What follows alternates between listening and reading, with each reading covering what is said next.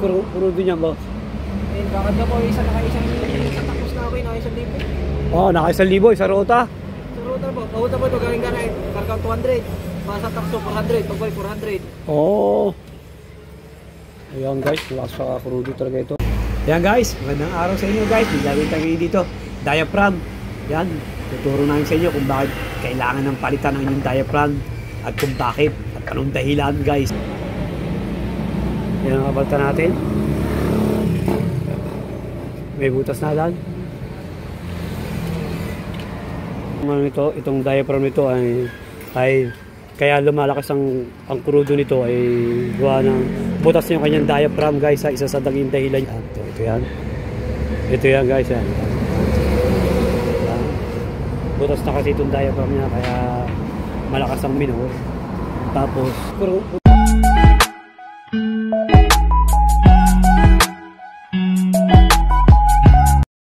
yan guys, magandang araw sa inyo guys. Bigla tayo dito, diaphragm. Yan, tuturo namin sa inyo kung bakit kailangan ng palitan ng inyong diaphragm at kung bakit at anong dahilan guys ha. Yan guys, okay guys. Oh, yan guys. May A1 pala ito, hindi pala BC2.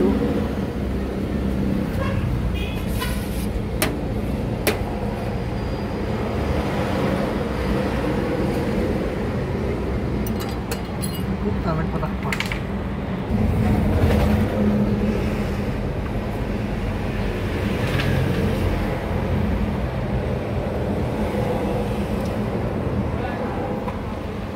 Yung diaphragm guys. Yan o. Yan ang kabalta natin. May butas na lang. Yan. Yan o, mga sira na pala. Yan guys, o yan. Wala lang vacuum ko eh. Yan. Ito, sira na yung kanyang ano yan o. Ito yung pinaka-housing. Yan guys, itong diaphragm nito ay kaya lumalakas ang crudo nito ay gawa ng butas yung kanyang diaphragm guys. Isa sa naging dahilan yung guys. At tapos saka malakas ang minor. Yan, kaya lumalakas ang crudo. Yan, itong diaphragm ito, dahilan guys ha. Pagbutas na ito ha guys ha.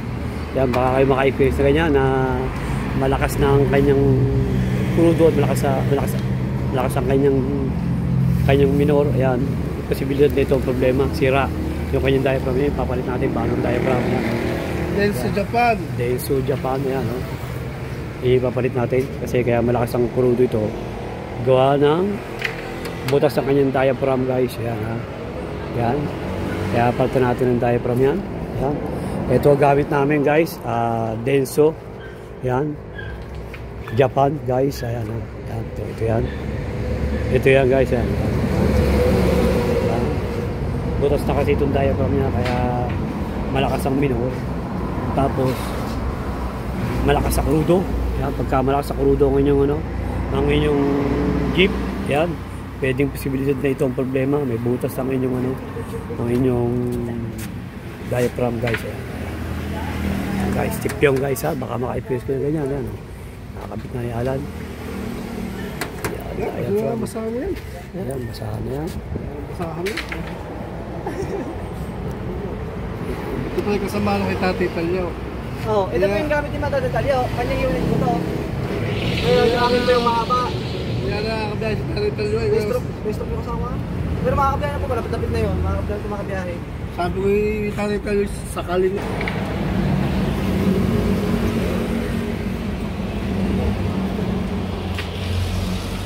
Isang bangko rin hindi yun lang eh. Gano'ng kalakas crudo niya boss?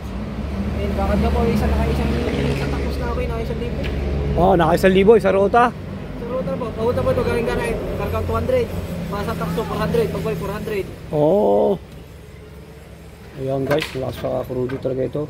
Yung kanyang kaya pinapalitan natin yung diaphragm. Kaya pala lakas. Ilang diesel, gaganyan na lang diesel no? Oh. Pero alas mo bumatak. Parang matulog ito. Masyado nagagato. Yan guys, kaya malakas sa crudo ito. Ganito kanyang diaphragm butas ha. Yan, baka maka-experience kayo ganyan guys ha. Yan, tip uli guys ha. 4BA1 to guys ha, 4BA1. Mamaya kakabit na yun ang ating ano, si Alan, yung gagawa ng calibration. Yan. Yan, tetestingin natin yan guys ha. Yan guys, i-start na natin guys.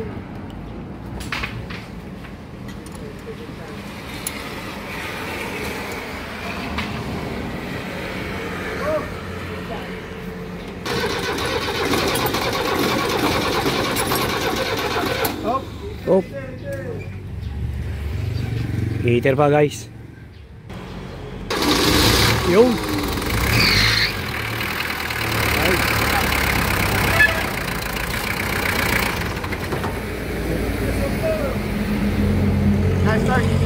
Start.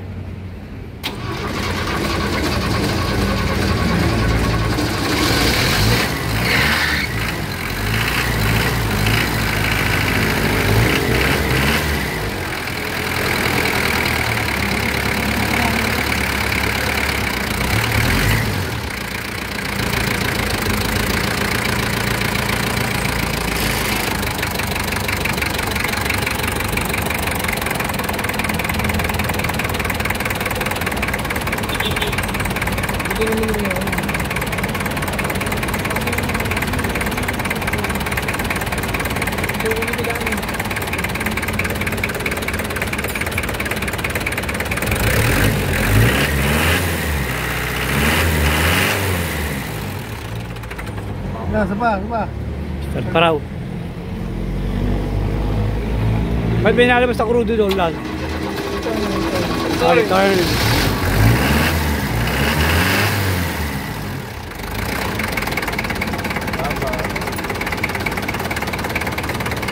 Kaya guys, tinisip na pa ang minor.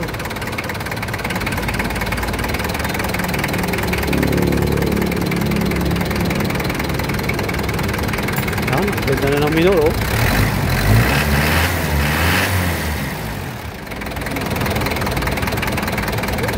Minor na ng minor lang. So ano ka lang. Oh. Kaya na, hindi ganyan minor yan. Malakas. So ayan guys. Eh si Bossing. Kanina, hindi daw ganyan ang minor niya. Malakas. Nasa minor kanina. Kaya ngayon, okay na. Ayan, okay na raw guys. Ayan si Bossing. Nangyari. Okay na yan guys. Ayan guys, okay na yan. Tapos na yan. Ayan guys, thank you for watching. God bless you all guys. Ayan, ganyan lang pag kami naka-experience kong gano'n ha. Baka diaphragm nyo butas pag malakas sa kurudo guys ha. Ayan, thank you guys. Ayan, maraming salamat guys. Thank you for watching. God bless you all guys. Bye bye guys.